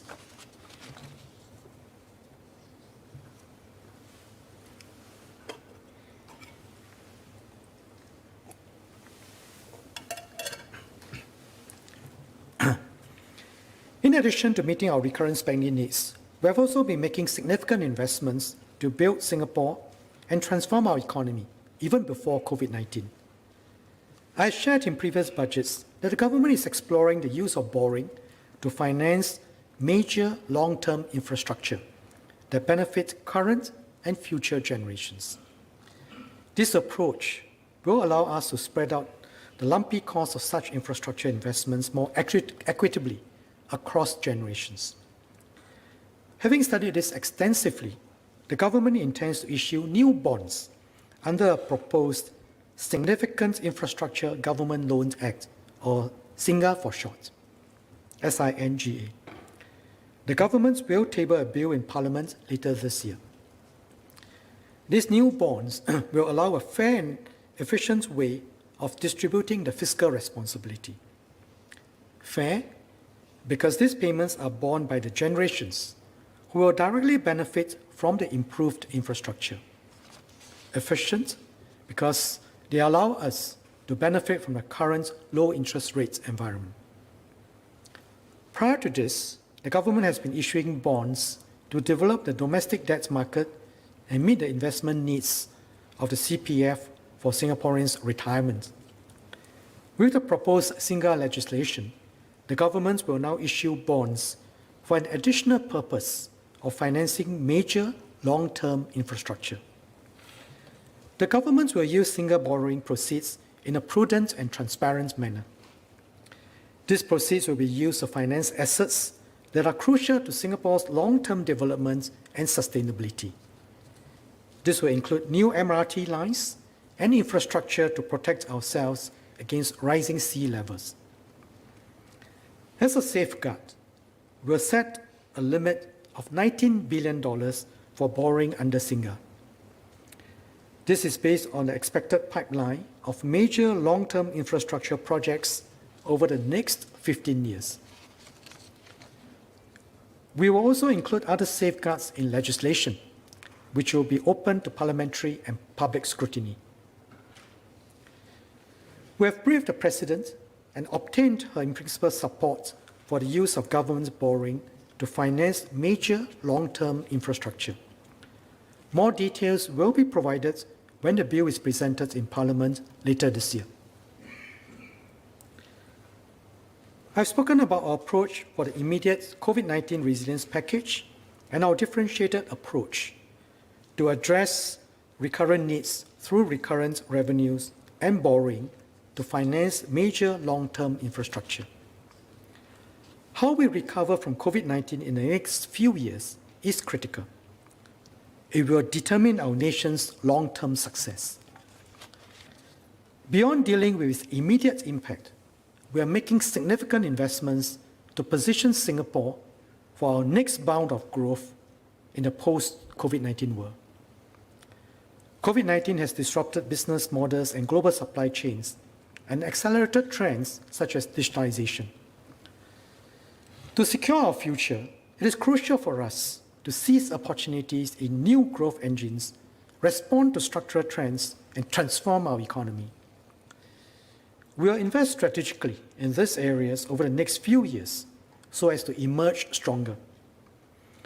I've announced some of these measures in this budget, while others are being developed by the Emerging Stronger Task Force, the various alliances for action, and our agencies. Based on the current outlook, we expect that as the economy recovers, we will be able to balance our budgets and our revenues will be able to support projected expenditure for these measures. This assessment assumes that the global COVID-19 situation comes under control by next year, enabling economic recovery. However, if the global public health and economic outlook worsen, we may not be able to do so. We have carefully thought through the different scenarios. While we expect economic recovery in Singapore and globally, there is a wide cone of uncertainty. Even if the economic and fiscal situation turns out to be worse than expected, we must still press on to invest in new areas so as to ride on the structural changes, transform and emerge stronger as an economy and as a people. Should the public health and economic situation deteriorate and the need arise, the government will seek the President's consideration for the use of past reserves to support these economic investments to ensure Singapore emerges stronger from this crisis.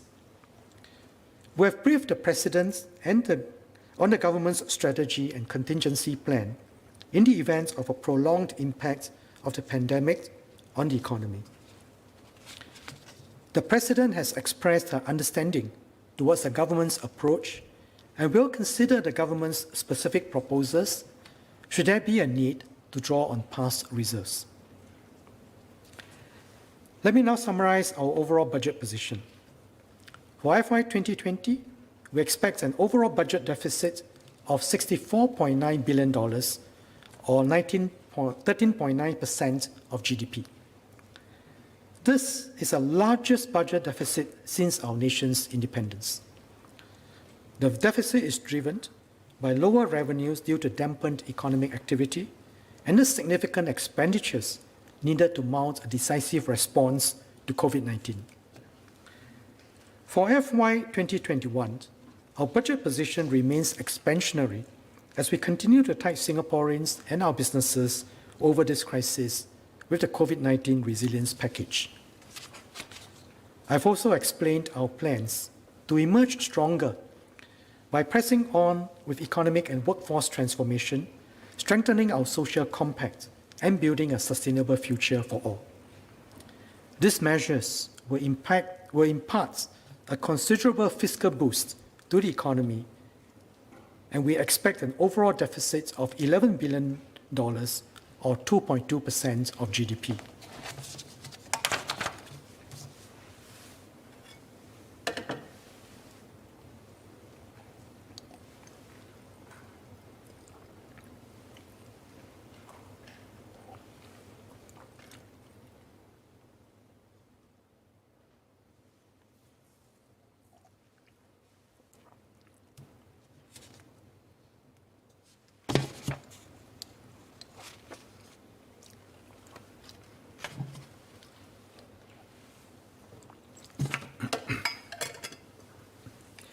Mr. Speaker, sir, let me say a few words in Mandarin before I conclude in English. 去年，政府一共拨出了近1000亿元，推出应对疫情的纾困措施，有助于缓和经济衰退所带来的冲击，对保健康、保企业、保生计起了显著的作用。虽然官兵疫苗已面世，但全球各地仍面对疫情的冲击。 复苏之路不平坦，也充满不确定性。政府将通过今年的财政预算案，拨出110亿元，设立应对官兵坚韧配套，继续帮助国人和受疫情重创的领域。首先，用来保护国人的健康，包括推动接种疫苗的工作。我呼吁大家。 接种疫苗，保护自己和身边的人。为协助持续面对压力的企业，政府将再次延长雇佣补贴计划。受影响最大的航空、宇航和旅游业的补助将延长6个月，其他领域，例如零售业、文化艺术、餐饮业、建筑环境业，则将延长3个月。受重创的领域，例如航空业、陆路交通业、文化艺术和体育界，也将获得额外援助，帮助他们保持核心能力。冠病疫情也加速了已经出现的重大结构性变化，开启了新的合作与竞争领域。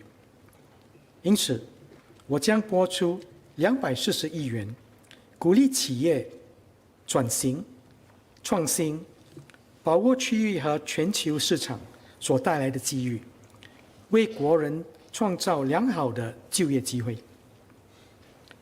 政府会加强新加坡与本区域和世界各地的联通，促进货物、人才、数据等方面的流动。同时，政府也将提供多种平台，鼓励更多企业进军区域市场，加强区域合作。政府还会推出和延长一系列资金投资和津贴项目，帮助企业融资，帮助他们转型和扩充业务。为了鼓励国人提升技能，帮助企业重新设计工作，政府将延长心心相连、就业与技能配套和能力转移计划等措施。另一方面，我们也将提高护士和部分医护人员的薪金，肯定他们的努力，并吸引更多人才进入这份有意义的行业。我借此对过去1年为冠病奋斗的医疗团队表示最衷心的感谢。政府也将继续建设更有爱心和更具包容性的社会，照顾不同群体的需求。我将推出总值约9亿元的家庭援助配套，为国人提供额外短期援助。这包括一次性消费税补助券、现金特别补助，以及社理会生活补助券等计划。未来2年，政府也将在全岛各地增设社区联系站，这将让更多的租赁主屋家庭受惠。此外，我希望大家可以继续发挥全策全力的精神，鼓励更多国人回归社会，支持慈善事业。我们也要确保新加坡可持续发展，为世世代代打造宜居的绿色家园。政府将与国人通力合作，推动新加坡绿色发展蓝图，应付气候变化。我们也将大力推进电动汽车充电基础设施的建设，以更好地支持电动汽车在未来的发展，减少碳排放量。为了鼓励人们减少用车，汽油税也将马上调高。然而，政府会为各类车辆提供不同的回扣，帮助公众减轻负担。总的来说，我国的财政空间预计将进一步紧缩，我们也必须平衡短期和长期规划的需要。我去年提到，我们不会在2021年调高消费税，可是为了应付我国的经常性支出，消费税的上调不能延迟太久，必须在2022年到2025年这段期间做出调整，并且应该会较早落实。但具体上上调的时间，我们还是要会根据经济前景来决定。政府也会在今年把国家重大建设接待法令提呈国会，为长期的基建项目进行融资。这个做法不但能让几代人共同分担基础建设发展的费用，避免大幅度的征税，也体现了集体责任的价值。这个财政年，我们将再次动用国家储备金，以推出应对官兵兼任配套。这是非常艰难的决定。储备金是历代国人辛苦累积下来的血汗钱，因此我们需要格外珍惜并善加利用。在此，我感谢哈利马总统原则上支持政府再动用储备金。过去的一年，国人关怀互助，群策群力，努力对抗冠病疫情。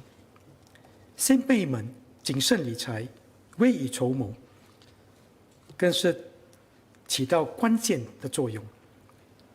这些价值观让我们发挥同舟共济、坚毅向前的精神，而这份可贵的精神，需要的正是国人和政府之间的相互信任。不单是在国内，新加坡如果要继续取得成功，还必须和世界各国建立互信，共同为未来的挑战寻找解决方案。让我们携手同行，越战越勇，继续我们子子孙孙